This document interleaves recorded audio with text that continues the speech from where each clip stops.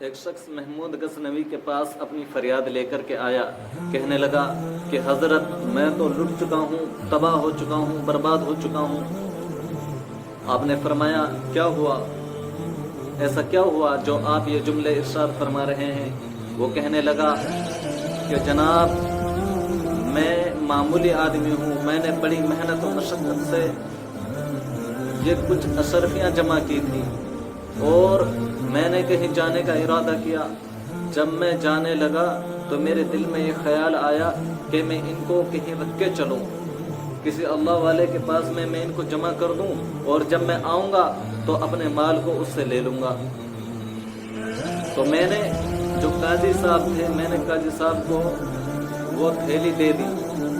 جب میں نے قاضی صاحب کو تھیلی دے دی اور میں سفر پر گیا، اب میں سفر سے جب لوٹ کر آیا ہوں تو میں نے قاضی صاحب سے اپنی وہ تھیلی مانگی، انہوں نے مجھے تھیلی دے دی، لیکن جناب ماجرا یہ ہے کہ اس تھیلی میں اشرفیاں تھی، لیکن اب اس تھیلی میں کچھ بھی نہیں ہے۔ اس تھیلی میں ٹھیکریاں بھری ہوئی ہیں، کنکر پتھر بھرے ہوئے ہیں، اور اگر میں قاضی صاحب سے پوچھتا ہوں تو وہ لعنت و ملامت کرتا ہے، وہ کہتا ہے کہ دیکھ کیا کہیں سے یہ تھیلی پھٹی ہوئی ہے، کیا میں نے یہ تھیلی کھولی ہے؟ تو جیسی تھیلی مجھے دے کر کے گیا تھا اسی طریقے کی تیری تھیلی ہے، یہ اپنی تھیلی لے اور دفع ہو جا یہاں سے، میرا ٹائم ضائع نہ کر، میرا ٹائم خراب نہ کر۔ جناب وہ اس طرح کی فضول باتیں کرتا ہے اور مجھ کو اپنے پاس بھی نہیں آنے دیتا۔ تو اب محمود نے اس قاضی کو بلایا اور قاضی کو بلا کر کے اس سے پوچھا تو وہ بات کو جو ہے مانتا نہیں ہے۔ وہ کہتا ہے کہ جناب میں نے ایسی کوئی حرکت کی ہی نہیں ہے، میں نے اس کی جس طرح یہ تھیلی مجھ کو دے کر کے گیا تھا اس کو اسی طریقے سے رکھا تھا، جب یہ لوٹ کر آیا تو میں نے اس کی تھیلی اس کو لوٹا دی۔ تو محمود غزنوی رحمۃ اللہ علیہ کے ذہن میں یہ خیال آیا کہ یہ ایسے باز آنے والا نہیں ہے، یہ ایسے ماننے والا نہیں ہے۔ تو اس سے کہا کہ چلو ٹھیک ہے، آپ کو دوبارہ بلاتا ہوں، پھر آنا۔ تو وہ چلا گیا اور وہ آدمی بھی چلا گیا۔ پھر محمود غزنوی رحمۃ اللہ علیہ نے اپنے درباریوں کو بلایا اور ان سے کہا کہ دیکھو میں 3-4 دن کے لیے باہر جا رہا ہوں، کوئی میرے رہنے کی جگہ پر نہیں آئے، کوئی میری نشست کے مقام پر نہیں آئے اور کوئی اندر داخل نہیں ہوگا۔ جو محمود غزنوی رحمۃ اللہ علیہ کی جو گدی لگتی تھی جس پر وہ بیٹھتے تھے، اپنے متعلقین سے فرمایا کہ کوئی میرے جگہ پر نہیں جائے گا۔ اب جب سب نے یہ بات سنی اور آپ نے فرمایا کہ میں 2 دن کے لیے باہر جا رہا ہوں، کوئی اندر تشریف نہ لائے، تو آپ نے ایسا کیا کہ ایک چھری لی اور جس گدی پر آپ بیٹھتے تھے، بادشاہ کے وقت کے جس گدی پر آپ بیٹھتے تھے، اس گدی کو چھری سے پھاڑ دیا۔ اس میں اس طریقے سے چھری ماری کہ اس کو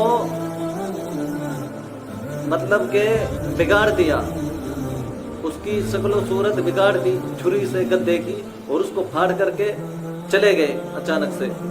جو صفائی کرنے والا تھا، جو صفائی کرتا تھا، جو خادم تھا، وہ آیا اندر اور اس نے آ کر کے کمرے کی صفائی شروع کی۔ جب اس نے کمرے کی صفائی شروع کی تو وہ دیکھتا ہے کہ بادشاہ کا گدا پھٹا ہوا ہے، ہماری تو خیر نہیں، وہ دیکھے گا تو ہم سب کی کھٹیاں کھڑی کر دے گا۔ اب اس نے شور و گل مچانا شروع کر دیا۔ اس نے تمام درباریوں کو بلایا اور کہا کہ بادشاہ کا گدا کس طریقے سے پھٹا، کس نے پھاڑا؟ یہاں تو کوئی آیا نہیں، کوئی گیا نہیں، کوئی اندر داخل نہیں ہوا، اور وہ سختی سے منع کر کے گیا تھا کہ کوئی اندر نہیں آنا چاہیے، میری اجازت کے بغیر، میری غیر موجودگی میں کوئی اندر نہیں آنا چاہیے۔ تو پھر ایسا کیسے ہو گیا کہ کوئی اندر نہیں آیا اور بادشاہ کا گدا پھٹا ہوا ہے؟ ہماری تو خیر نہیں، اس گدے کی کوئی ترتیب لگائی جائے ورنہ وہ ہم سب کو ادھیڑ کے رکھ دے گا۔ ہماری بھلائی اسی میں ہے کہ ہم اس کی کوئی نہ کوئی ترتیب لگائیں۔ اب تمام درباری جمع ہو گئے اور تمام نے مشورہ کیا کہ کوئی ایسا آدمی بلایا جائے جو اس گدے کو اس طریقے سے سلے کہ کہ کسی کو پتہ بھی نہ چلے کہ یہ گدا کس نے پھاڑا تھا, کہاں سے پھاڑا تھا, کس طریقے سے پھٹا تھا. تو ان میں سے ایک آدمی کہنے لگا کہ میں ایک ایسے آدمی کو جانتا ہوں جو اس طریقے کا رفع کرتا ہے کہ رفع کرنے والے کو بھی نہیں پتہ چلتا کہ یہاں سے میں نے رفع کی ہے, پھاڑنے والے کو بھی نہیں پتہ چلے گا کہ یہاں سے میں نے گدے کو پھاڑا ہے. تو انہوں نے کہا کہ ارے بھائی اس کو جلدی سے بلاؤ, ہم تمام اپنی یک ماہانہ کی تنخواہ و سیلری اسے دینے کے لیے تیار ہیں, لیکن اس وبال سے ہماری جان بچے. اس طریقے سے کسی بھی طریقے سے چاہے ہماری جان کو چھٹکارا ملے, لیکن اس گدے کو اس طریقے سے سلنا چاہیے کہ یہ گدا پھاڑنے والے کو بھی پتہ نہیں چلنا چاہیے کہ یہاں سے گدا پھٹا ہوا ہے. تو انہوں نے کہا کہ آپ فکر نہ کریں, ہم ایک ایسے رفوگر کو جانتے ہیں جو اس طریقے کا رفع کرے گا کہ کسی کو پتہ نہیں چلے گا. تو انہوں نے ایک آدمی کو بلایا, بلا کر کے اس گدے کی اس طریقے سے رفع کرائی کہ کسی کو بھی اس کے بارے میں پتہ نہیں چلتا تھا. حتیٰ کہ پھاڑنے والا بھی ایک بار دیکھنے پر یہ سوچ اپنے ذہن میں لاتا تھا کہ یار یہ گدا یہیں سے پھاڑا تھا یا کہیں اور سے پھاڑا تھا. یہ گدا پھاڑا تو میں نہیں ہے, لیکن یہ گدا پھٹا ہوا معلوم نہیں ہوتا. وہ جو رفوگر تھا اس کا نام احمد رفوگر تھا, اس کو بلایا گیا, اس نے اس گدے کی رفع کی اس طریقے سے کی کہ وہ پہچان میں نہیں آتا تھا کہ گدا پھٹا ہے یا نہیں پھٹا ہے. تو محمود غزنوی رحمۃ اللہ علیہ لوٹ کر کے آئے اور آ کر کے دربار میں گئے. جب دربار میں جاتے ہیں تو دیکھتے ہیں کہ گدا صحیح سالم ہے, گدا اپنی پہلی حیت پر موجود ہے. تو آپ نے پوچھا کہ تمام درباریوں کو بلایا اور تمام درباریوں سے آپ نے پوچھا کہ یہ جو گدا ہے یہ پھٹا ہوا تھا, بتاؤ کس نے سلا ہے, کس سے سلوایا ہے. تو تمام درباری کہنے لگے کہ جناب محترم یہ گدا پھٹا ہی نہیں. تو بادشاہ سلامت کہنے لگے میرے سامنے زیادہ بنو مت, میں یہ گدا خود پھاڑ کے گیا ہوں, میں نے خود سے یہ گدا پھاڑا ہے اور تم کہتے ہو کہ یہ گدا پھٹا نہیں. چلو زیادہ ہوشیار مت بنو اور یہ بتاؤ کہ اس گدے کو تم نے کس سے سلایا ہے, یہ گدا جو ہے یہ کس نے سیا ہے. تو انہوں نے کہا کہ جناب معذرت چاہتے ہیں, آپ درست فرماتے ہیں یہ گدا پھٹا ہوا تھا. جب ہم نے یہ گدا دیکھا تو ہماری طبیعت خراب ہو گئی, ہم بہت رنجیدہ ہو گئے کہ بادشاہ سلامت ہمیں ڈانٹیں گے, ہمیں لعنت و ملامت کریں گے کہ آپ فرما کر گئے تھے میری غیر موجودگی میں کوئی اندر داخل نہیں ہونا چاہیے. تو ہم ڈر گئے تھے جناب, ہم سہم گئے تھے. اب آپ آ گئے ہیں اور آپ کو اس گدے کے بارے میں پتا ہے, آپ پوچھ رہے ہیں. تو جناب ایک رفوگر ہے احمد رفوگر, ہم نے اس سے اس گدے کو سلایا تھا. تو آپ نے فرمایا چلو بلاؤ اس رفوگر کو, اس رفوگر کو میرے دربار میں بلاؤ, میں اس سے از خود معلوم کرنا چاہتا ہوں کہ اس نے اس گدے کو کس طریقے سے سلا ہے. اس نے اس گدے میں جو رفع کی ہے وہ پہچان میں نہیں آتی. میں خود حیرت زدہ ہوں کہ اس گدے کو میں نے خود نے جو ہے کہ اپنے ہاتھ سے اپنے ہاتھ میں چھری لے کر کے اس گدے کو پھاڑا تھا. اب مجھے خود کو نہیں پتا چل رہا ہے کہ یہ گدا میں نے کہاں سے پھاڑا تھا.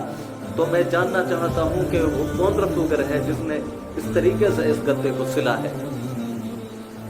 تو اس رفوگر کو بلایا گیا, اس سے محمود غزنوی رحمۃ اللہ علیہ نے پوچھا کہ بھائی یہ جو گدا ہے یہ میں نے خود نے پھاڑا تھا, میں اپنے ہاتھ سے اس گدے کو پھاڑ کر کے گیا ہوں, آپ نے کس طریقے سے اس گدے کو سلا جو پہچان میں نہیں آتا. تو وہ کہنے لگا کہ جناب میرا کام رفع کرنا ہے اور میں نے اپنے کام میں اتنی مہارت حاصل کر لی ہے کہ کوئی بھی پھٹی ہوئی چیز کو میں اس طریقے سے سل دیتا ہوں کہ ایک مرتبہ پھاڑنے والوں کو بھی نہیں پتہ چلتا کہ یہ چیز میں نے پھاڑی تھی. وہ افسوس میں آ جاتا ہے کہ یار یہ واقعی پھٹی تھی یا پھر یہ میری آنکھوں کا وہم ہے. تو آپ نے فرمایا کہ اب میں آپ سے ایک بات پوچھنے والا ہوں, صحیح جواب دینا. تو فرمایا جناب پوچھیں. بالکل. آپ نے فرمایا کہ ایک تھیلی تھی جس میں اشرفیاں تھی, دینار تھے اور وہ آپ کے پاس میں آئی تھی، کیا وہ تھیلی آپ نے ہی کھولی تھی، آپ نے ہی سلی تھی؟ تو کہنے لگا کہ جناب وہ فلاں جگہ کے قاضی صاحب ہیں، وہ میرے پاس میں تھیلی لائے تھے اور کہنے لگے کہ میں کچھ حصہ اس میں سے تجھے بھی دوں گا جو اس سے نکلے گا۔ تو اس میں دینار اشرفیاں نکلی، اس میں سے اشرفیاں نکلی، تو اس نے وہ تھیلی مجھ سے پھاڑنے کے بعد میں اس سے مال جو ہے وہ نکال لیا اور اس میں ٹھیکریاں کنکر پتھر رکھ دیے۔ اب وہ لے کر کے آیا تھا، اس نے مجھ سے کہا تھا اس میں سے کچھ حصہ مجھے بھی ملا تھا، جناب معذرت چاہتا ہوں، میرا اس میں کوئی مداخلت نہیں تھی، البتہ وہ لے کر کے آیا تھا تو میں نے اس کا کام کر دیا۔ تو آپ نے فرمایا تمام دربار میں حاضرین جو ہیں وہ گواہ ہیں، اور اب فلاں قاضی صاحب کو میں بلاتا ہوں، ان سے بات کرتا ہوں۔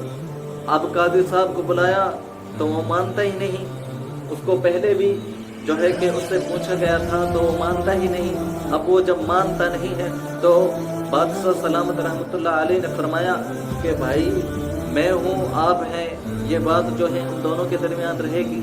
انسان غلطی کا پتلا ہے، خطاؤں کا پتلا ہے، میں آپ سے اکیلے میں تنہائی میں پوچھ رہا ہوں، آپ بتائیے کہ ماجرا کیا ہے۔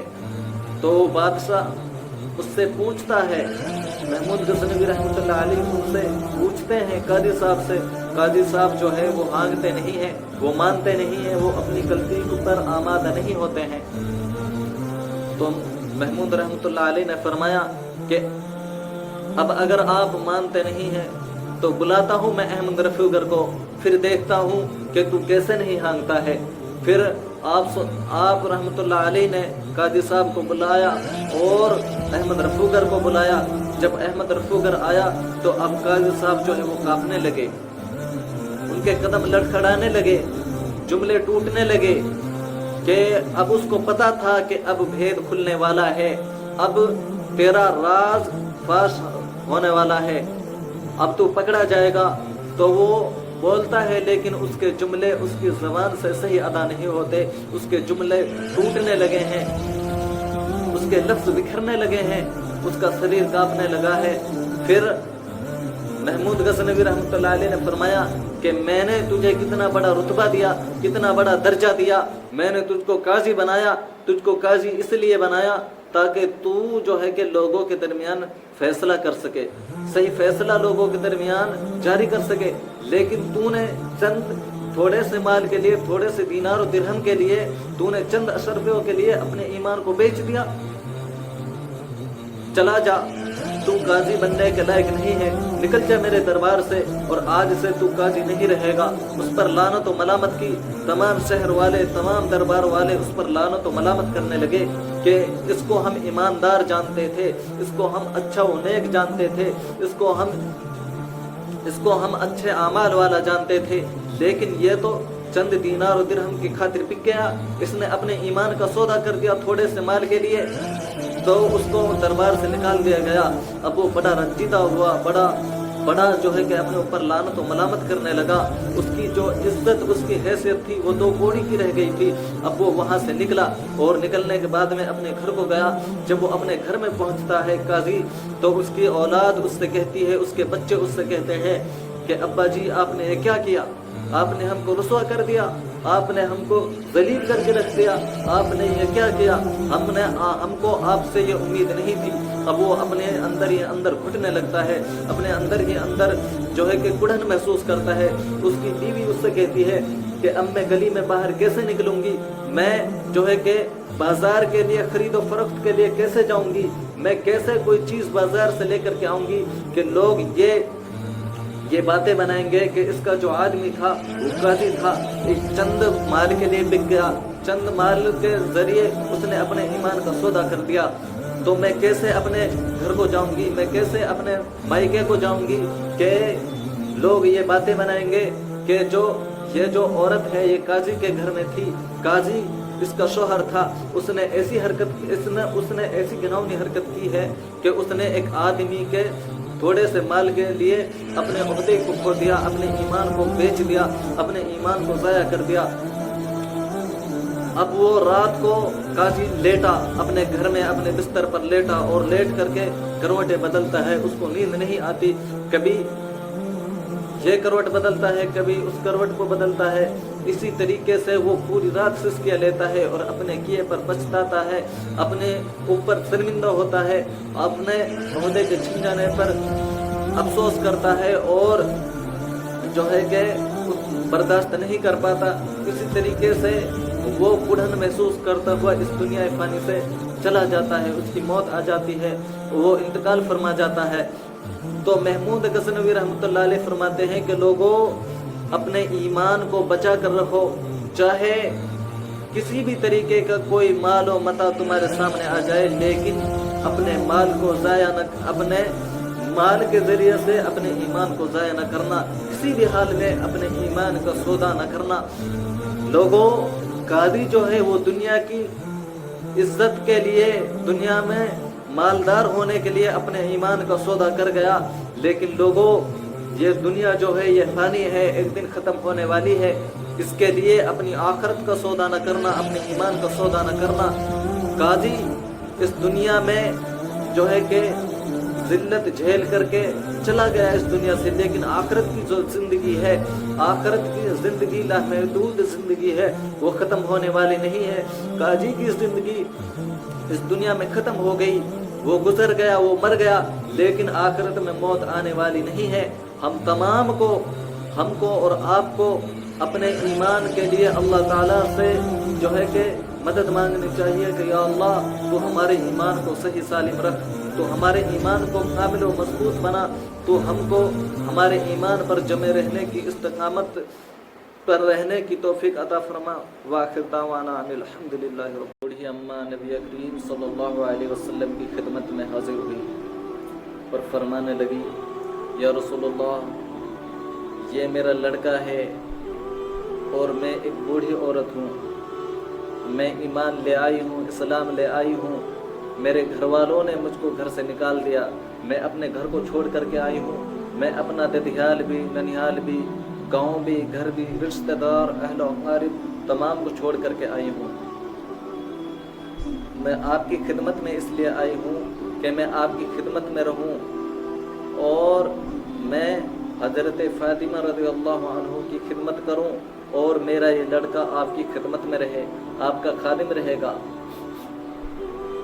तो आप सल्लल्लाहु अलैहि वसल्लम ने उस बच्चे को अस्हाबे सुफ़ा में रख लिया। वो बच्चा इतना ज़हीन, इतना बासलाहियत था कि वो सबक को अच्छे से याद करता और वक्त से याद करता। वो हर तरीके से अवला व अफजल था। अस्हाबे सुफ़ा में वो बच्चा आला क्वालिटी का था। वो बच्चा जो है वो बहुत खूबियों का, बहुत सलाहियतों का मालिक था। अब वक्त गुजरने लगा और वक्त गुजरता रहा तो एक दिन उस बच्चे की तबीयत ख़राब हो गई। उस बच्चे की जब तबीयत ख़राब होती है तो वो इतना बीमार होता है, इतना शदीद बीमार होता है कि उसका जिस्म मुबारक जो है वो कांपने लगता है, वो कांपने लगता है। अब जब वो कांपने लगता है, साहबे किराम रज़ियल्लाहु अन्हु उसके पास में जमा हो जाते हैं और उसकी कैफियत, उसकी हैयत को देखते हैं तो नबी करीम सल्लल्लाहु अलैहि वसल्लम को इत्तला कर फरमा देते हैं। नबी करीम सल्लल्लाहु अलैहि वसल्लम को इत्तला कर देते हैं। अब आप सल्लल्लाहु अलैहि वसल्लम आते हैं, उसके चेहरे मुबारक पर, उसकी पेशानी पर हाथ फेरते हैं और वो बच्चा जो है कि उसी हालत में इंतकाल फरमा जाता है। अब आप सल्लल्लाहु अलैहि वसल्लम बहुत रंजीदा होते हैं। आप सल्लल्लाहु अलैहि वसल्लम की आँखों मुबारक से जो है कि आंसू गिर रहे थे। आप सल्लल्लाहु अलैहि वसल्लम बहुत रंजीदा थे, बहुत गमगीन थे। उस बच्चे के आप सर पर हाथ फेर रहे थे। फिर अचानक से आप सल्लल्लाहु अलैहि वसल्लम ने अपने आंसुओं मुबारक को पोंछ लिया, अपने चेहरे से, अपने रुखसार मुबारक से आंसुओं को जो है कि आप सल्लल्लाहु अलैहि वसल्लम ने साफ़ कर लिया। और फिर आप सल्लल्लाहु अलैहि वसल्लम कहने लगे कि अब जो है इरादा जो पहले था कि इसको कफन और दफन देने का, इसकी तदफीन करने का, अब वो बदल चुका है। अब इसको कफन न देना, इसको गुस्ल न देना, अब जो इरादा पहले था वो बदल चुका है। इसकी माँ कहाँ है? इसकी माँ को बुलाया जाए। अब उसकी माँ को जब इत्तला मिलती है कि आपका लड़का जो है वो गुजर चुका है, तो वो वहाँ से चलती है रोती हुई, गिरती पड़ती वो बेचारी बूढ़ी अम्मा वहाँ से चलती है और रोते हुए अपने बेटे की तरफ आती है। हमारी माँ जो होती है ना, माँ, ये बहुत मेहरबान और बहुत शफीक होती हैं। ये अपने बच्चों से इंतहाई इतनी ज़्यादा मोहब्बत करते हैं कि अगर कोई ये कहते ना कि आपका बच्चा साइकिल से गिर गया है, तो रोती पड़ती गिरती हुई आएगी और जो है कि अपने बच्चे के जो उसके दिल में मोहब्बत होती है उसको वो मोहब्बत जो है उसको रहने नहीं देती कि वो आराम से सुकून से चल सके, बल्कि गिरती पड़ती हुई अपने बच्चे का हाल मालूम करने के लिए बड़ी तेज़ी से वहाँ पर पहुँचती है। तो जब बूढ़ी अम्मा को ये इत्तला मिलती है कि आपका बच्चा जो है वो इंतकाल कर गया है, गुजर चुका है, तो वो गिरती पड़ती रोती हुई आती हैं। अब जब वो रोती हुई आती हैं तो पहले जब वो रास्ते में आ रही थी ना, जब रोती हैं, जब रास्ते में चलती हैं तो रोती हैं, जब वहाँ आ जाती हैं जहाँ पर बच्चे की मैयत थी, जहाँ पर बच्चा जो है कि इंतकाल फरमाया था, जहाँ पर बच्चे ने, जब वहाँ पर उस जगह पर पहुँचती हैं तो नहीं रोती। सहाबा किराम फरमाते हैं कि वो रास्ते में रोई थी, लेकिन जब वहाँ पहुँचती हैं तो नहीं रोती। आप सल्लल्लाहु अलैहि वसल्लम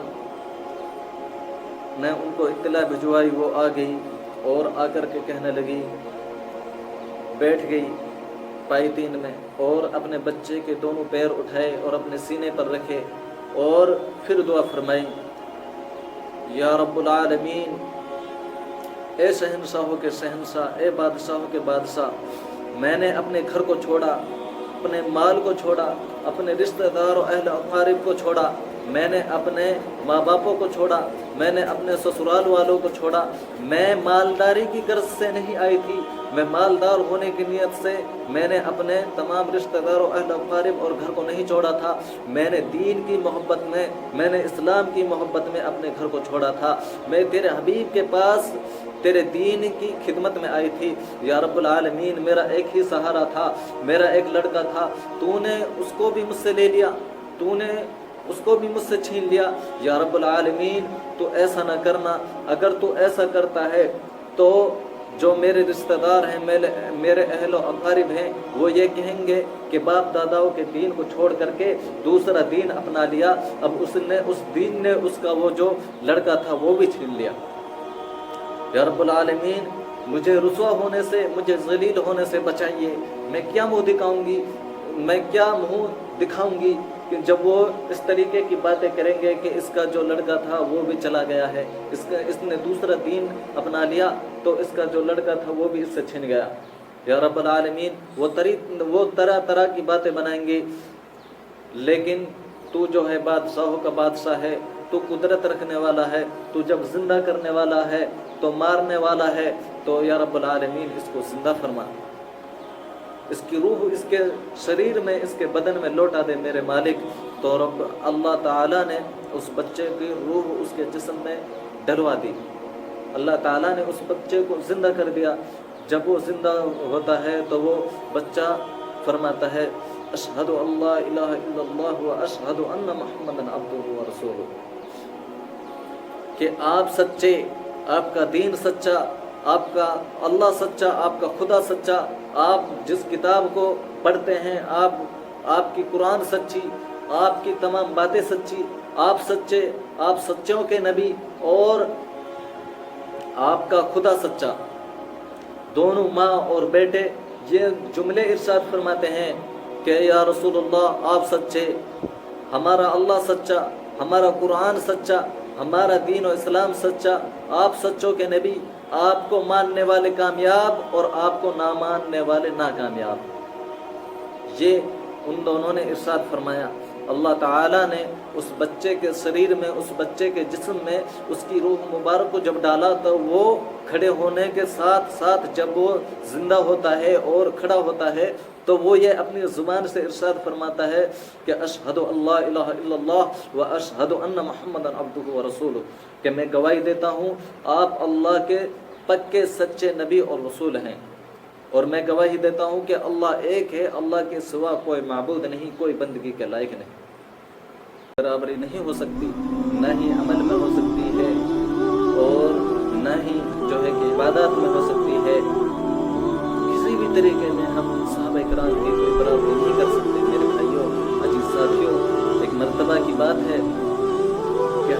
उमर और उनके बेटे बैठे हुए थे घर में, बात चल रही थी। तो हजरत उमर रज़ियल्लाहु अन्हु ने कोई बात इरशाद फरमाई। उस बात की तायीद में हजरत उमर रज़ियल्लाहु अन्हु के लड़के साहिबजादे बोले, अब्बा जी वो तो ठीक है, लेकिन जब उन्होंने ये कहा लेकिन उनकी ज़बान से ये जुमला लेकिन वाला निकला तो हजरत उमर रज़ियल्लाहु अन्हु ने तलवार निकाल ली, तलवार सोच ली अपने लड़के के लिए और फरमाया कि मैं रसूलुल्लाह सल्लल्लाहु अलैहि वसल्लम की बात बयान करता हूँ, मैं हदीस बयान करता हूँ और तू अगर मगर की बात करता है, निकल जा मेरे घर से। तू इस छत के नीचे नहीं रह सकता, कि उमर की छत के नीचे तू नहीं रह सकता। मैं नबी की बात बयान करता हूँ और तू अगर मगर करता है, तेरा इस छत के नीचे रहना जो है कि दुरुस्त नहीं है, ठीक नहीं है, निकल जा मेरे घर से। तो हजरत उमर रज़ियल्लाहु अन्हु ने अपने लड़के को अपने घर से निकाल दिया, निकाल बाहर किया अपने घर से कि तू इधर उधर की बात करता है, मैं नबी सल्लल्लाहु अलैहि वसल्लम की हदीस बयान करता हूँ और तू बुरे भरे की बात करता है, तो अपने घर से निकाल दिया। हजरत उमर रज़ियल्लाहु अन्हु मिजाज में बहुत सख्त थे, तो वो हजरत अबू बकर सिद्दीक रज़ियल्लाहु अन्हु के पास गए और जाकर के कहने लगे कि आपको तो अब्बा जी के जो है के बारे में पता है, वो बड़े सख्त हैं। मैं तायीद बयान कर रहा था मेरी ज़बान से, लेकिन का लफ्ज़ निकल गया। अब वो इस तरह गुस्सा हुए कि मुझको घर से निकाल बाहर किया। आप चलिए ना साथ में और मेरी तायीद फरमाइए, अब्बा जी को मनाइए कि वो मुझसे नाराज़ ना हो मेरी ज़बान से, लेकिन का लफ्ज़ निकल गया था। तो अब अबू बकर रज़ियल्लाहु अन्हु हज़रत उमर रज़ियल्लाहु अन्हु के पास जाते हैं और जाकर के कहते हैं कि यार अब बस कर, इतने ज़्यादा गुस्सा ना हो, बच्चा है, गलती हो गई। तो कहने लगे कि अबू बकर तू जानता है इसने क्या किया है? तो हज़रत अबू बकर फरमाने लगे कि हाँ। तो हज़रत उमर रज़ियल्लाहु अन्हु ने फरमाया कि ए अबू बकर, दिल पर हाथ रख के बता, सही सही बताना कि अगर ये तेरा लड़का होता और इस तरीके की बात करता तो तू क्या करता? हज़रत अबू बकर रज़ियल्लाहु अन्हु गमज़दा हो गए, रोने लगे और फरमाने लगे कि यार तू मेरा इम्तिहान न ले, तू मेरा इम्तिहान न ले, तूने तो बस तलवार निकाली थी, मैंने मार भी देनी थी। बताइए इस तरीके की मोहब्बत साहबे किराम रज़ियल्लाहु अन्हु अजमईन को आप सल्लल्लाहु अलैहि वसल्लम से थी कि एक बात चल रही थी और उसके दरमियान में हमारे नबी हुज़ूर अकरम सल्लल्लाहु अलैहि वसल्लम का नाम आ गया। आप हज़रत उमर रज़ियल्लाहु अन्हु कुछ फरमा रहे थे और जो है कि उनके लड़के ने कहा अब्बा जी वो तो ठीक है, लेकिन इसी पर अपने लड़के को घर से बाहर निकाल दिया।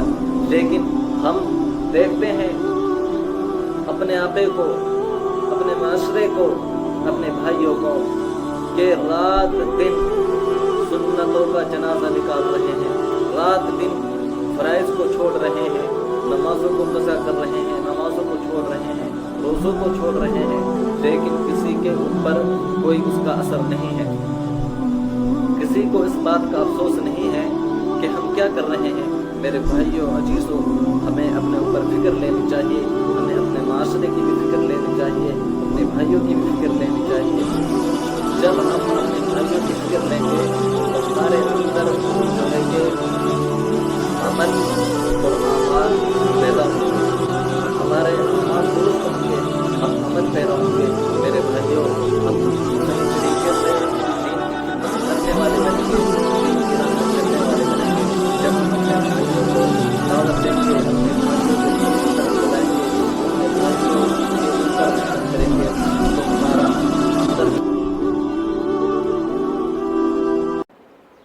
एक मर्तबा इमाम अबू मुस्लिम रहमतुल्लाह अलैह ने हज पे जाने का इरादा फरमाया। अब आपने फरमाया कि मैं इस साल हज पर जाने का इरादा रखता हूँ, अगर आप में से कोई हजरात हज के लिए जाना चाहता है तो वो अपने नाम सरे फहरिस्त करा दे। اپنا نام لکھا دیں، ہم اس سال حج کو جائیں گے۔ اب جو آپ کے ماننے والے تھے، آپ کے مریدین تھے، انہوں نے اپنے نام لکھائے، ہزاروں کی تعداد میں نام فہرست میں آ گئے،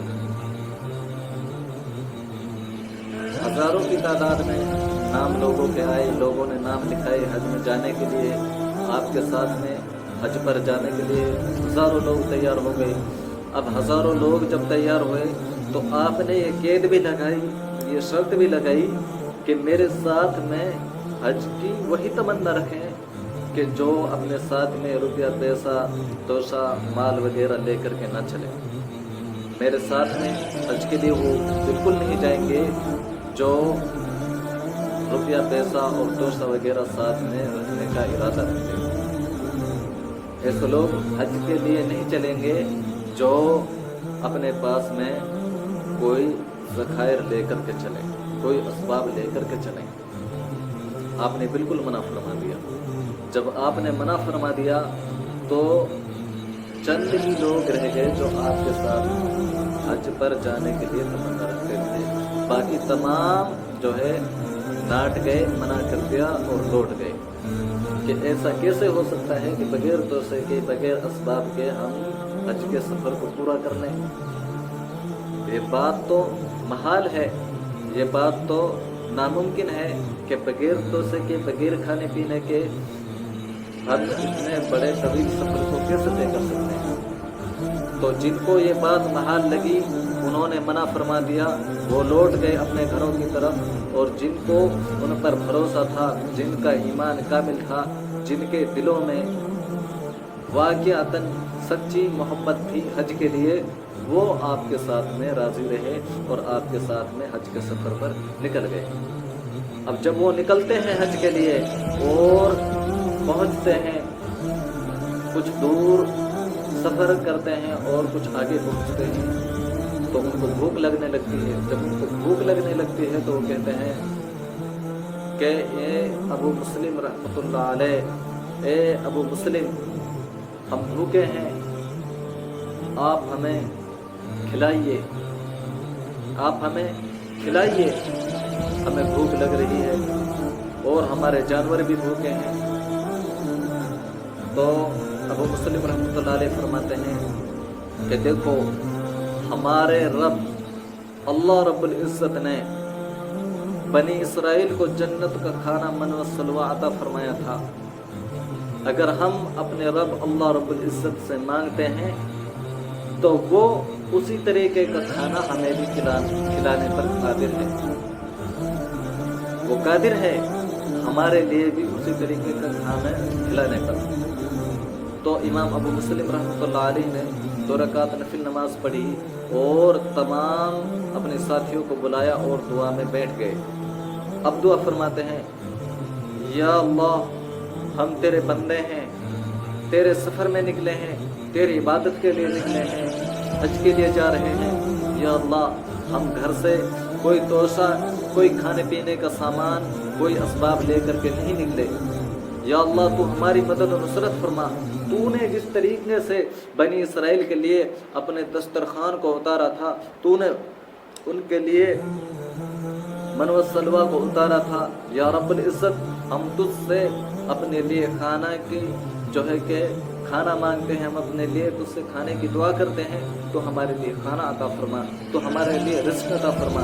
تو اللہ رب العزت نے ان کے خیموں میں، ان کے خیموں کے اندر ان کے لیے کھانے پینے کے دسترخوان لگا دیے اور ان کے جانوروں کے لیے ہرے ہرے گھاس کے گٹھڑ اور ہرے ہرے گھاس کے پنڈل اتار دیے کہ خود بھی کھاؤ، اپنے جانوروں کو بھی کھلاؤ۔ اب تمام نے اس کھانے سے اپنے پیٹ کو بھرا، اس کھانے سے کھایا، اور پھر ان میں سے کچھ لوگ کہنے لگے کہ اے ابو مسلم، کیا ہم ایسا نہ کریں کہ اس میں سے جو بچ گیا ہے اس کو صبح کے لیے رکھ لیں؟ تو آپ نے فرمایا نہیں، ایسا نہیں کرنا، ایسا ہرگز نہیں کرنا۔ جو ذات ہمیں اس وقت کھلانے پر قادر ہے وہ ہمیں کل بھی کھلانے پر قادر ہے۔ منع فرما دیا جمع کرنے سے، جمع نہیں کرنا، حرص نہیں کرنا کہ جو ذات ہمیں اس وقت کھلا رہی ہے وہ ذات ہمیں آگے بھی کھلائے گی، وہ ذات ہمیں آگے بھی کھلائے گی۔ جب فارغ ہو گئے، پھر سفر شروع کیا۔ جب سفر شروع کیا تو آگے چلے، کچھ آگے، جب آگے پہنچے تو راستے میں دریا آ گیا، سمندر آ گیا راستے میں۔ جب راستے میں سمندر آیا تو کچھ لوگ کہنے لگے کہ اے ابو مسلم، یہ تو دریا ہے، یہ تو سمندر ہے، اور ہمارے پاس میں گھوڑوں کی سواری ہے، تو ہم گھوڑوں سے دریا کو کس طریقے سے پار کریں گے، کس طریقے سے دریا کو عبور کریں گے؟ ہم گھوڑے جو ہیں پانی پر چل نہیں سکتے اور دریا میں تیر نہیں سکتے، اب آپ بتائیے ہم کیا کریں؟ تو ابو مسلم رحمۃ اللہ علیہ فرمانے لگے، کہنے لگے کہ اے ساتھیوں، اے بھائیوں، جب پیچھے اللہ تعالیٰ نے ہمیں بھرپور خیرات دیا ہے، بھرپور رزق دیا ہے، کھانا دیا ہے، تو ہم کیوں نہ اللہ تعالیٰ سے مدد مانگے، اللہ تعالیٰ سے راستہ مانگے؟ وہ ہمیں راستہ دینے پر بھی قادر ہے۔ جس طرح اللہ تعالیٰ نے ہمیں اپنے قیمتی کھانے سے نوازا ہے، اسی طریقے سے اللہ تعالیٰ ہمیں اس دریا کو بھی پار کرائیں گے آسانی کے ساتھ میں۔ پھر تمام 2 رکعت نفل نماز پڑھتے ہیں اور اللہ تعالیٰ کے سامنے سجدہ ریز ہوتے ہیں، اللہ تعالیٰ کے سامنے پھر دعا کرتے ہیں، یا رب العالمین، ہم تجھ سے راستہ طلب کرتے ہیں، یا اللہ ہم تجھ سے راستہ مانگتے ہیں۔ تو نے جس طریقے سے بنی اسرائیل کے لیے راستہ دیا تھا، جب فرعون نے ان کا پیچھا کیا تھا، جب فرعون مردود ان کے پیچھے آیا تھا، تو انہیں فرعون سے بنی اسرائیل کو، حضرت موسیٰ علیہ السلام کو نجات دی تھی۔ یا رب العالمین، ہم بھی تجھ سے اسی طریقے کا راستہ مانگتے ہیں، تو ہمیں اس دریا کے اندر راستہ عطا فرما، تو ہمیں اس دریا پر جو ہے کہ سفر کرنے کی توفیق عطا فرما۔ تو امام ابو مسلم جب دعا سے فارغ ہو جاتے ہیں تو اپنے تمام ساتھیوں سے فرماتے ہیں کہ دیکھو،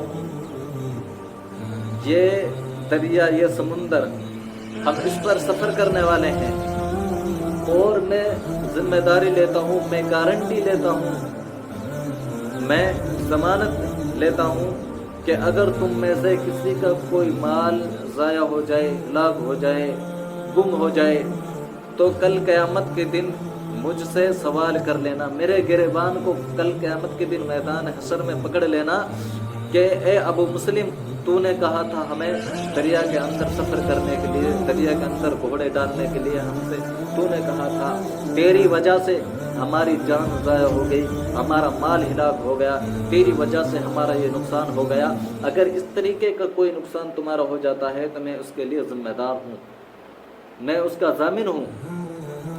اب آپ نے اپنے تمام ساتھیوں سے کہا کہ اپنے گھوڑے کو جو ہے دریا پر ڈال دیجئے۔ اب آپ دریا کا سفر کرتے ہیں، اور سفر کرنے کے بعد میں آپ دریا کو جب پار کر لیتے ہیں، دریا کو جب آپ پار کر جاتے ہیں، دوسری طرف پہنچتے ہیں تو اپنے ساتھیوں کو متوجہ فرماتے ہیں اور پوچھتے ہیں تمام ساتھیوں سے، کیا آپ کا کوئی مال ہلاک ہوا ہے؟ کیا آپ کا کچھ گرا ہے؟ کوئی سامان ضائع ہوا ہے؟ کیا کوئی نقصان آپ کا ہوا ہے؟ تو ان میں سے ایک ساتھی تھے جنہوں نے جان بوجھ کر کے اپنا لکڑی کا پیالہ جو ہے وہ دریا میں ڈال دیا تھا، دریا نے اپنا پیالہ جان بوجھ کر کے چھوڑ دیا۔ وہ پیالہ اللہ کے فضل و کرم سے، اللہ کے جو ہے کہ عطا سے وہ پیالہ ان کے پیچھے پیچھے چلتا رہا۔ اللہ تعالیٰ کا حکم تھا کہ وہ پیالہ ان کے ساتھ ساتھ چلے، وہ پیالہ وہیں پر جو ہے غرق نہ ہو کر کے، وہ پیالہ وہیں پر ضائع نہ ہو کر کے ان کے پیچھے پیچھے چلتا رہا۔ جب وہ دریا کو پار کر گئے، دریا کو انہوں نے عبور کر لیا، جب وہ دوسرے کنارے پر پہنچ گئے تو وہ پیالہ ان کے پیچھے پیچھے چلتا رہا، اور اس کنارے پر وہ دریا، وہ پیالہ بھی ان کے ساتھ ساتھ پہنچ چکا تھا۔ جب وہ پیالہ وہاں پہنچتا ہے تو وہ شخص بولتا ہے کہ جناب، میرا جو ہے ایک پیالہ تھا لکڑی کا، وہ پیالہ میرا کہیں پر گر گیا ہے اور وہ پیالہ رہ گیا۔ تو آپ نے فرمایا کہ وہ جو پیالہ پڑا ہوا ہے کنارے پر، وہی تو کہیں آپ کا پیالہ نہیں؟ تو وہ فرمانے لگے کہ جی ہاں، واقعتاً یہی میرا پیالہ ہے۔ تو فرمایا کہ اپنے پیالے کو اٹھا لو اور چلو ہم آگے چلتے ہیں۔ میرے بھائیوں، اللہ تعالیٰ کی جو ذات ہے وہ ہر چیز پر قادر ہے، ہر چیز پر، کوئی چیز اللہ تعالیٰ کی قبضہ قدرت سے باہر نہیں ہے۔ اللہ تعالیٰ نے جس طریقے سے بنی اسرائیل کی مدد و نصرت فرمائی تھی تو امام ابو مسلم رحمۃ اللہ علیہ نے اللہ تعالیٰ سے مانگا، اللہ تعالیٰ سے جو ہے کہ اپنے تمنا اللہ تعالیٰ کے سامنے ظاہر کی، اپنے دعاؤں میں اللہ تعالیٰ سے مانگا تو اللہ تعالیٰ نے ان کی مدد فرمائی۔ اگر ہم بھی اپنا حال انہی کی طرح بنا لیں، اللہ تعالیٰ سے مانگنے والے بن جائیں، اللہ تعالیٰ سے مدد طلب کرنے والے بن جائیں، تو اللہ تعالیٰ انشاءاللہ ہمارے کاموں کو بھی، بگڑے ہوئے کاموں کو بھی بنانے پر قادر ہیں۔ شرط یہ ہے کہ ہم اللہ تعالیٰ سے مانگنے والے بنیں، اللہ تعالیٰ کے سامنے جھکنے والے بنیں، اللہ تعالیٰ سے اپنی فریادوں کو رکھنے والے بنیں اللہ تعالیٰ کے سامنے۔ اللہ تعالیٰ سے اگر ہم مانگیں گے تو اللہ تعالیٰ ہمیں ضرور عطا فرمائیں گے، ضرور دیں گے۔ بنی اسرائیل کا ہی واقعہ ہے، ایک آدمی ہے بنی اسرائیل کا، بہت بیکار ہے، بہت بدکار ہے، بگڑا ہوا ہے، شرابی بھی ہے، زانی بھی ہے، اور ہزاروں قسم کی برائیاں اس کے اندر میں تھی۔ اب لوگوں کو یہ لگنے لگا کہ کہیں ایسا نہ ہو کہ کل کو اس کے گناہوں کی نحوست کی وجہ سے ہم تمام پر عذاب آ جائے، ہم تمام اس کے گناہوں میں پر جب اللہ تعالیٰ اس کے اوپر عذاب بھیجیں گے اس کے گناہوں کی وجہ سے، کہیں ایسا نہ ہو کہ عذاب اس کے اوپر آئے اور ہم تمام اس میں جو ہے کہ شامل ہو جائیں، ہم تمام اس میں ملوث ہو جائیں، اس کی وجہ سے ہم تمام پر عذاب آ جائے۔ تو تمام بستی والے جمع ہوئے، مشورہ کیا، اور مشورہ کر کے مشورے میں یہ طے ہوا کہ یہ جو آدمی ہے اس کو بستی سے باہر نکال دو، اس کو اجاڑ بیابان میں، اس کو جنگل میں جو ہے کہ جا کر کے چھوڑاؤ، اس کو جنگل میں پہنچا دو، کوئی اس کے دائیں بائیں نہ ہو، اس کو یہاں سے نکال دو، اس کو ضلع وطن کر دو۔ اب اس کے بارے میں یہ فیصلہ ہو چکا، پنچایت لگی، کمیٹی لگی، اور کمیٹی میں یہ فیصلہ طے ہوا کہ اس کو جنگل میں اجاڑ بیابان میں چھوڑاؤ۔ اب اس سے کہا کہ اپنا سامان پیک کر لیجئے، اپنا بوری بستر گول کر لیجئے اور یہاں سے گاؤں سے نکل جاؤ، ہماری طرف سے کہیں بھی رہو، کیسے ہی بھی رہو سہو، لیکن ہمارے اوپر رحم کرو اور اس بستی کو چھوڑ کر کے یہاں سے چلے جاؤ۔ جب اس سے یہ کہا بستی والوں نے تو اس نے اپنا سامان پیک کیا، کچھ کھانے کے لیے رکھا، کچھ پینے کے لیے رکھا، بستر کپڑے وپڑے اپنے جو تھے وہ اس نے پیک کیے اور پیک کر کے بستی سے چل دیا، نکل پڑا۔ اب وہ جب چلتا ہے تو وہ اجاڑ میں پہنچ جاتا ہے جہاں نہ کچھ کھانے کے لیے ہے نہ کچھ پینے کے لیے ہے، کوئی ذرائع دوسرا اس کے پاس میں موجود نہیں ہے، جو کچھ اس نے دیا تھا بستی سے وہی اس کے پاس میں تھا، دوسری کوئی شے اس کے کام آنے والی وہاں موجود نہیں تھی۔ جب اس کے پاس میں کوئی شے موجود نہیں تھی اور کوئی کام آنے والی دوسری چیز اس کے پاس وہاں اجاڑ میں نہیں تھی، تو اس کے پاس میں جو چیز تھی، جو اشیاء تھی، وہ دھیرے دھیرے ختم ہونے لگی۔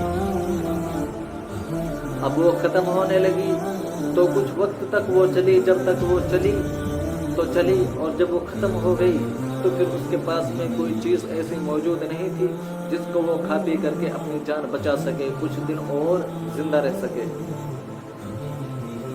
اب وہ دائیں دیکھتا ہے، بائیں دیکھتا ہے، اس کے کھانے پینے کی تمام چیزیں ختم ہو چکی تھی۔ پھر وہ اللہ تعالیٰ کی طرف نگاہ اٹھاتا ہے اور اللہ تعالیٰ سے مانگتا ہے، یا رب العالمین، آج میں جنگل میں آ پڑا ہوں، بیابان میں آ پڑا ہوں، آج کوئی رشتہ دار میرے کام آنے والا نہیں ہے، آج میرے گھر والوں نے، میرے اہل خانہ نے مجھ کو چھوڑ دیا۔ یا رب العالمین، اے بادشاہوں کے بادشاہ، یا اللہ، تیرا ہی سہارا ہے، بس ایک تو ہی ہے جس سے میں جس کے سامنے میں اپنی فریاد رکھ سکتا ہوں، جو میری بگڑی بنا سکتا ہے، ایک تو ہی ہے۔ یا اللہ، تمام رشتہ داروں نے، تمام اہل اقارب نے، گاؤں والوں نے، بستی والوں نے، کسی نے میرا ساتھ نہیں دیا، تیری ہی ذات ہے جس سے مجھے امید ہے ساتھ کی، اور جو میرا ساتھ دے تو میرے تمام کام سہل اور آسان ہیں، جو میری بگڑی بنا سکتا ہے صرف اور صرف تو ہی ہے۔ یا اللہ، یقیناً میں بہت بڑا گنہگار ہوں، خطا کار ہوں، तेरे सामने अपने गुनाहों की बख्शिश चाहता हूँ। मैं अपने किए पर शर्मिंदा हूँ, नादिम हूँ। या अल्लाह तू मेरे गुनाहों को माफ़ फरमा।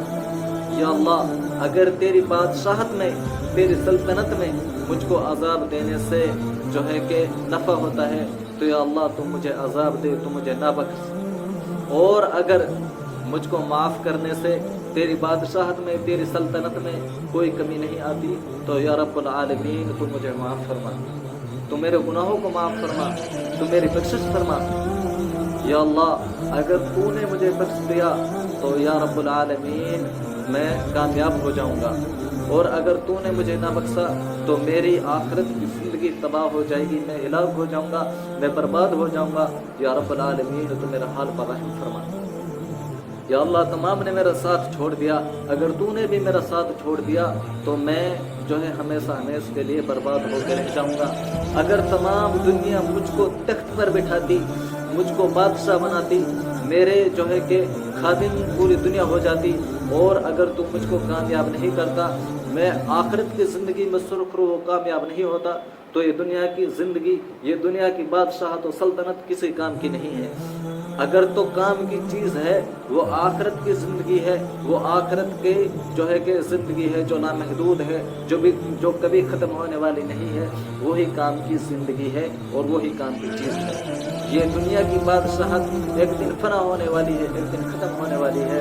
या अल्लाह अगर पूरी दुनिया मुझको जो है कि चाँद की तरह मानने लगे और चाँद को मेरे कदमों में रख दे और सितारों को मेरे कदमों में रख दे, अगर तू मुझसे राजी नहीं होता तो वो मेरे लिए कुछ मायने नहीं रखती। इतना कहना होता है कि अल्लाह ताला उसकी दुआ को कबूल फरमा लेते हैं और उसकी रूह जो है, उसकी रूह परवाज़ कर जाती है, वो इंतकाल फरमा जाते हैं। अब जब वो इंतकाल फरमा जाते हैं तो उसकी इत्तला अल्लाह ताला हज़रत मूसा अलैहिस्सलाम को फरमाते हैं कि मेरा एक दोस्त है, मेरा एक रफ़ीक है जो इंतकाल फरमा गया है, वो फला जगह जंगल में, बियाबान में उसका इंतकाल हुआ है, जाओ जा कर के उसको जो है कि गुस्ल दो, उसका कफन और दफन करो। ये अल्लाह ताला हज़रत मूसा अलैहिस्सलाम से फरमाते हैं। अल्लाह ताला कहते हैं कि लोगों में ये ऐलान कर दो कि जो कोई भी उसके जनाजे में, उसकी मैयत में शरीक होगा, अल्लाह ताला उसकी भी मग़फ़िरत कर देंगे, उसकी भी बख्शिश कर देंगे, उसको भी अल्लाह ताला बख्श देंगे, उसको माफ़ कर देंगे। अब हज़रत मूसा अलैहिस्सलाम जाते हैं और लोगों में जाकर के ये ऐलान करते हैं कि ए लोगों, अल्लाह का एक दोस्त गुजर गया है, अल्लाह का एक वली गुजर गया है, एक नेक आदमी अल्लाह वाला फला जगह जंगल में गुजर गया है। चलो, अल्लाह ताला ने फरमाया है कि जो कोई भी उसके जनाजे में, उसकी मैयत में शरीक होगा, अल्लाह ताला उसकी बख्शिश फरमा देंगे। अब लोग बड़े शौक के साथ में हज़रत मूसा अलैहिस्सलाम के साथ में चलते हैं और जाकर के वहाँ पहुँचते हैं। वहाँ जब पहुँचते हैं उसके हालात को देखते हैं, उसके हाल को देखते हैं, तो लोग फरमाते हैं, ए मूसा, आप इसके बारे में बसारत दे रहे हैं कि अल्लाह ताला उसकी मग़फ़िरत और उसकी बख्शिश फरमा देंगे। हालांकि ये तो बहुत बड़ा फासिक था, फाजिर था, ये तो हज़ारों तरह की बुराइयाँ इसके अंदर में थी। ऐसा कैसे हो सकता है कि अल्लाह ताला ने इसके बारे में ये फरमाया हो कि जो कोई इसकी मैयत में शरीक होगा, इसकी तदफीन और तदफीन में शरीक होगा, इसके जनाजे में शरीक होगा, अल्लाह ताला उसकी मग़फ़िरत फरमाएंगे।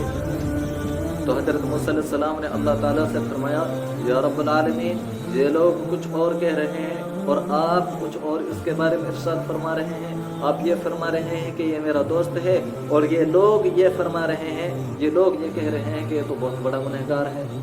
तो अल्लाह ताला ने फरमाया, ए मूसा, वाक़िअतन ऐसे ही था, वाक़िअतन ऐसे ही था, हकीकत यही थी, लेकिन जब इसका वक्त आया, जब इसकी मौत नज़दीक आई, तो इसने मुझसे तौबा कर ली, इसने मुझसे सुलह कर ली, ये मेरा दोस्त बन गया, ये मेरा दोस्त बन गया। मेरे भाइयों, उसका आखिरी वक्त था, उसने अल्लाह ताला से तौबा कर ली। अल्लाह ताला आज भी उसी कुदरत के मालिक हैं, अल्लाह ताला आज भी वही जो है कि कुदरत रखते हैं। हम भी अल्लाह ताला के सामने झुकने वाले बन जाएं, हम भी अल्लाह ताला से मांगने वाले बन जाएं, हम भी अपने गुनाहों पर नादिम हो, अल्लाह ताला से अपने गुनाहों की बख्शिश तलब करें, अल्लाह ताला से अपने कामों में जो है कि مدد طلب کریں۔ میرے بھائیوں، آج جو حالات ہمارے چل رہے ہیں وہ حالات کچھ ٹھیک نہیں ہیں۔ آج مسلمانوں کو طرح طرح سے ستایا جا رہا ہے، طرح طرح سے مسلمانوں پر ظلم کیا جا رہا ہے۔ میرے بھائیوں، ہمیں اللہ تعالیٰ کی رسی کو مضبوطی سے تھام لینے کی ضرورت ہے۔ ہمیں اللہ تعالیٰ کے سامنے سجدہ ریز ہونے کی ضرورت ہے۔ ہم اللہ تعالیٰ کے سامنے سجدہ ریز ہوتے رہیں گے، اللہ تعالیٰ سے مانگتے رہیں گے، تو اللہ تعالیٰ ہمارے ہر مرحلے میں، ہر آفات پریشانی میں، ہر مصیبت میں ہماری اللہ تعالیٰ مدد و نصرت فرمائیں گے۔ اللہ تعالیٰ کہنے سننے سے زیادہ عمل کرنے کی توفیق فرمائے۔ وآخر دعوانا ان الحمدللہ۔ اسرائیل کا ہی واقعہ ہے، ایک آدمی ہے بنی اسرائیل کا، بہت بیکار ہے، بہت بدکار ہے، بگڑا ہوا ہے، شرابی بھی ہے، زانی بھی ہے، اور ہزاروں قسم کی برائیاں اس کے اندر میں تھی۔ اب لوگوں کو یہ لگنے لگا کہ کہیں ایسا نہ ہو کہ کل کو اس کے گناہوں کی نحوست کی وجہ سے ہم تمام پر عذاب آ جائے، ہم تمام اس کے گناہوں میں پر جب اللہ تعالیٰ اس کے اوپر عذاب بھیجیں گے اس کے گناہوں کی وجہ سے، کہیں ایسا نہ ہو کہ عذاب اس کے اوپر آئے اور ہم تمام اس میں جو ہے کہ شامل ہو جائیں، ہم تمام اس میں ملوث ہو جائیں، اس کی وجہ سے ہم تمام پر عذاب آ جائے۔ تو تمام بستی والے جمع ہوئے، مشورہ کیا، اور مشورہ کر کے مشورے میں یہ طے ہوا کہ یہ جو آدمی ہے اس کو بستی سے باہر نکال دو، اس کو اجاڑ بیابان میں، اس کو جنگل میں جو ہے کہ جا کر کے چھوڑ آؤ، اس کو جنگل میں پہنچا دو، کوئی اس کے دائیں بائیں نہ ہو، اس کو یہاں سے نکال دو، اس کو ضلع وطن کر دو۔ اب اس کے بارے میں یہ فیصلہ ہو چکا، پنچایت لگی، کمیٹی لگی، اور کمیٹی میں یہ فیصلہ طے ہوا کہ اس کو جنگل میں اجاڑ بیابان میں چھوڑاؤ۔ اب اس سے کہا کہ اپنا سامان پیک کر لیجئے، اپنا بوری بستر گول کر لیجئے، اور یہاں سے گاؤں سے نکل جاؤ، ہماری طرف سے کہیں بھی رہو، کیسے ہی بھی رہو سہو، لیکن ہمارے اوپر رحم کرو اور اس بستی کو چھوڑ کر کے یہاں سے چلے جاؤ۔ جب اس سے یہ کہا بستی والوں نے، تو اس نے اپنا سامان پیک کیا، کچھ کھانے کے لیے رکھا، کچھ پینے کے لیے رکھا، بستر کپڑے وپڑے اپنے جو تھے وہ اس نے پیک کیے، اور پیک کر کے بستی سے چل دیا، نکل پڑا۔ اب وہ جب چلتا ہے تو وہ اجاڑ میں پہنچ جاتا ہے، جہاں نہ کچھ کھانے کے لیے ہے، نہ کچھ پینے کے لیے ہے، کوئی ذرائع دوسرا اس کے پاس میں موجود نہیں ہے۔ جو کچھ اس نے لیا تھا بستی سے وہی اس کے پاس میں تھا، دوسری کوئی شے اس کے کام آنے والی وہاں موجود نہیں تھی۔ جب اس کے پاس میں کوئی شے موجود نہیں تھی اور کوئی کام آنے والی دوسری چیز اس کے پاس وہاں اجاڑ میں نہیں تھی، تو اس کے پاس میں جو چیز تھی، جو اشیاء تھی، وہ دھیرے دھیرے ختم ہونے لگی۔ اب وہ ختم ہونے لگی تو کچھ وقت تک وہ چلی، جب تک وہ چلی تو چلی، اور جب وہ ختم ہو گئی تو پھر اس کے پاس میں کوئی چیز ایسی موجود نہیں تھی جس کو وہ کھا پی کر کے اپنی جان بچا سکے، کچھ دن اور زندہ رہ سکے۔ اب وہ دائیں دیکھتا ہے، بائیں دیکھتا ہے، اس کے کھانے پینے کی تمام چیزیں ختم ہو چکی تھی۔ پھر وہ اللہ تعالیٰ کی طرف نگاہ اٹھاتا ہے اور اللہ تعالیٰ سے مانگتا ہے، یا رب العالمین، آج میں جنگل میں آ پڑا ہوں، بیابان میں آ پڑا ہوں، آج کوئی رشتہ دار میرے کام آنے والا نہیں ہے، آج میرے گھر والوں نے، میرے اہل خانہ نے مجھ کو چھوڑ دیا۔ یا رب العالمین، اے بادشاہوں کے بادشاہ، یا اللہ، تیرا ہی سہارا ہے، بس ایک تو ہی ہے جس کے سامنے میں اپنی فریاد رکھ سکتا ہوں، جو میری بگڑی بنا سکتا ہے، ایک تو ہی ہے۔ یا اللہ، تمام رشتہ داروں نے، تمام اہل اقارب نے، گاؤں والوں نے، بستی والوں نے، کسی نے میرا ساتھ نہیں دیا، ایک تیری ہی ذات ہے جس سے مجھے امید ہے ساتھ کی، اور جو میرا ساتھ دے تو میرے تمام کام سہل اور آسان ہیں، جو میری بگڑی بنا سکتا ہے صرف تو ہی ہے۔ یا اللہ، یقیناً میں بہت بڑا گنہگار ہوں، خطا کار ہوں، تیرے سامنے اپنے گناہوں کی بخشش چاہتا ہوں، میں اپنے کیے پر شرمندہ ہوں، نادم ہوں۔ یا اللہ، تو میرے گناہوں کو معاف فرما۔ या अल्लाह अगर तेरी बादशाहत में, तेरी सल्तनत में मुझको अजाब देने से जो है कि नफ़ा होता है तो या अल्लाह तुम मुझे अजाब दे, तुम मुझे ना बख्श। और अगर मुझको माफ़ करने से तेरी बादशाहत में, तेरी सल्तनत में कोई कमी नहीं आती तो या रब्बुल आलमीन तू मुझे माफ़ फरमा, तू मेरे गुनाहों को माफ़ फरमा, तू मेरी बख्शिश फरमा। या अल्लाह अगर तूने मुझे बख्श दिया तो या रब्बुल आलमीन मैं कामयाब हो जाऊंगा, और अगर तूने मुझे ना बख्शा तो मेरी आखिरत की ज़िंदगी तबाह हो जाएगी, मैं हिलाक हो जाऊंगा, मैं बर्बाद हो जाऊंगा। या रब्बुल आलमीन तू मेरा हाल पर रहम फरमा। या अल्लाह तमाम ने मेरा साथ छोड़ दिया, अगर तूने भी मेरा साथ छोड़ दिया तो मैं जो है हमेशा हमेशा के लिए बर्बाद होकर रह जाऊंगा। अगर तमाम दुनिया मुझको तख्त पर बिठाती, मुझको बादशाह बनाती, मेरे जो है कि खादिम पूरी दुनिया हो जाती, और अगर तू मुझको कामयाब नहीं करता, मैं आखिरत की ज़िंदगी में सुरखरू कामयाब नहीं होता, तो ये दुनिया की ज़िंदगी, ये दुनिया की बादशाह तो सल्तनत किसी काम की नहीं है। अगर तो काम की चीज़ है वो आखिरत की ज़िंदगी है, वो आखिरत के जो है कि ज़िंदगी है जो लामहदूद है, जो कभी ख़त्म होने वाली नहीं है, वही काम की ज़िंदगी है और वही काम की चीज़ है। ये दुनिया की बादशाहत एक दिन फना होने वाली है, एक दिन ख़त्म होने वाली है। या अल्लाह अगर पूरी दुनिया मुझको जो है कि चाँद की तरह मानने लगे और चाँद को मेरे कदमों में रख दे और सितारों को मेरे कदमों में रख दे, अगर तू मुझसे राजी नहीं होता तो वो मेरे लिए कुछ मायने नहीं रखती। इतना कहना होता है कि अल्लाह ताला उसकी दुआ को कबूल फरमा लेते हैं और उसकी रूह जो है, उसकी रूह परवाज कर जाती है, वो इंतकाल फरमा जाते हैं। अब जब वो इंतकाल फरमा जाते हैं तो उसकी इत्तला अल्लाह ताला हजरत मूसा अलैहिस्सलाम को फरमाते हैं कि मेरा एक दोस्त है, मेरा एक रफ़ीक है जो इंतकाल फरमा गया है, वो फला जगह जंगल में, बियाबान में उसका इंतकाल हुआ है, जाओ जा करके उसको जो है कि गुस्ल दो, उसका कफन और दफन करो। ये अल्लाह ताला हजरत मूसा अलैहिस्सलाम से फरमाते हैं। अल्लाह ताला कहते हैं कि लोगों में ये ऐलान कर दो कि जो कोई भी उसके जनाजे में, उसकी मैयत में शरीक होगा, अल्लाह ताला उसकी भी मग़फ़िरत कर देंगे, उसकी भी बख्शिश कर देंगे, उसको भी अल्लाह ताला बख्श देंगे, उसको माफ़ कर देंगे। अब हज़रत मूसा अलैहिस्सलाम जाते हैं और लोगों में जाकर के ये ऐलान करते हैं कि ए लोगों, अल्लाह का एक दोस्त गुजर गया है, अल्लाह का एक वली गुजर गया है, एक नेक आदमी अल्लाह वाला फला जगह जंगल में गुजर गया है। चलो अल्लाह ताला ने फरमाया है कि जो कोई भी उसके जनाजे में, उसकी मैयत में शरीक होगा, अल्लाह ताला उसकी बख्शिश फरमा देंगे। अब लोग बड़े शौक के साथ में हज़रत मूसा अलैहिस्सलाम के साथ में चलते हैं और जाकर के वहाँ पहुँचते हैं। वहाँ जब पहुँचते हैं और उसके हालात देखते हैं, उसके हाल को देखते हैं, तो लोग फरमाते हैं ए मूसा, आप इसके बारे में बसारत दे रहे हैं कि अल्लाह ताला उसकी मग़फ़िरत और उसकी बख्शिश फरमा देंगे, हालांकि ये तो बहुत बड़ा फासिक था, फाजिर था, ये तो हज़ारों तरह की बुराइयां इसके अंदर में थी।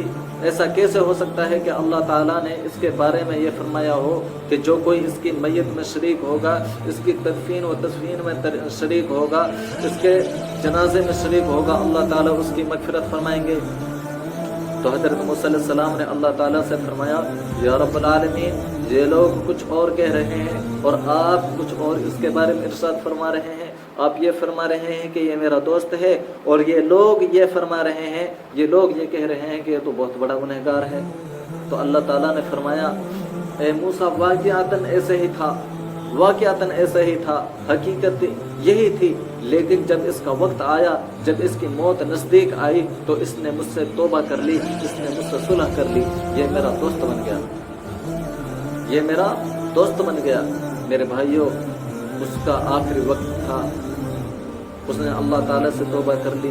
अल्लाह ताला आज भी उसी कुदरत के मालिक हैं, अल्लाह ताला आज भी वही जो है कि कुदरत रखते हैं। हम भी अल्लाह ताला के सामने झुकने वाले बन जाएं, हम भी अल्लाह ताला से मांगने वाले बन जाएं, हम भी अपने गुनाहों पर नादिम हो, अल्लाह ताला से अपने गुनाहों की बख्शिश तलब करें, अल्लाह ताला से अपने कामों में जो है कि मदद तलब करें। मेरे भाइयों, आज जो हालात हमारे चल रहे हैं वो हालात कुछ ठीक नहीं हैं। آج مسلمانوں کو طرح طرح سے ستایا جا رہا ہے، طرح طرح سے مسلمانوں پر ظلم کیا جا رہا ہے۔ میرے بھائیوں، ہمیں اللہ تعالیٰ کی رسی کو مضبوطی سے تھام لینے کی ضرورت ہے، ہمیں اللہ تعالیٰ کے سامنے سجدہ ریز ہونے کی ضرورت ہے۔ ہم اللہ تعالیٰ کے سامنے سجدہ ریز ہوتے رہیں گے، اللہ تعالیٰ سے مانگتے رہیں گے، تو اللہ تعالیٰ ہمارے ہر مرحلے میں، ہر آفات پریشانی میں، ہر مصیبت میں ہمارے اللہ تعالیٰ مدد و نصرت فرمائیں گے۔ اللہ تعالیٰ کی سلسلے میں عمل کرنے کی توفیق فرمائے۔ وآخر دعوانا ان الحمد للہ۔